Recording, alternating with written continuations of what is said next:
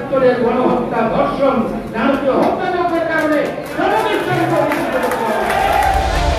স্বাধীনতা সার্বভৌমত্বের প্রশ্নে জনগণ আর প্রতারণা দেখতে চায় না। জামাতের অনেক শীর্ষ নেতা একসময় জাসুদের সঙ্গে যুক্ত ছিল, গলাকাটা পার্টির সঙ্গে সম্পৃক্ত ছিল। 5 আগস্টের পর শিবিরে অনেক সদস্য ছাত্রলীগের ভেতর থেকে বের হয়েছে।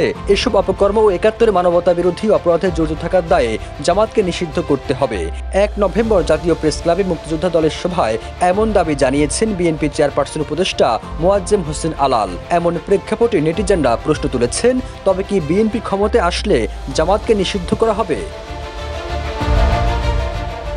জামাতকে নিষিদ্ধের আহ্বান জানিয়ে বিএনপির এই নেতা আরও বলেন, 23, 24 এবং এর আগে গণহত্যা, নির্মম নির্যাতন, নিপীড়ন ও ভোটাধিকার হরণের জন্য যদি আওয়ামী লীগের কার্যক্রম নিষিদ্ধ হতে পারে, তবে 71 গণহত্যার কারণে জামাত ইসলামকেও নিষিদ্ধ করতে হবে, তাদের কার্যক্রম নিষিদ্ধ করতে হবে। একই অপরাধে 2 রকম বিচার হতে পারে না। জামাত এখন রূপ বদলাতে শুরু করেছে দাবি করে তিনি আরো বলেন, তারা এখন হিন্দু সম্প্রদায়কে নিয়ে সমাবেশ করছে যাতে বিএনপির ভাবমূর্তি নষ্ট হয়। কারণ বিএনপি এখন এমন এক অর্জুন গাছের ছালের মতো, যার যখন প্রয়োজন কেটে নিয়ে যায়।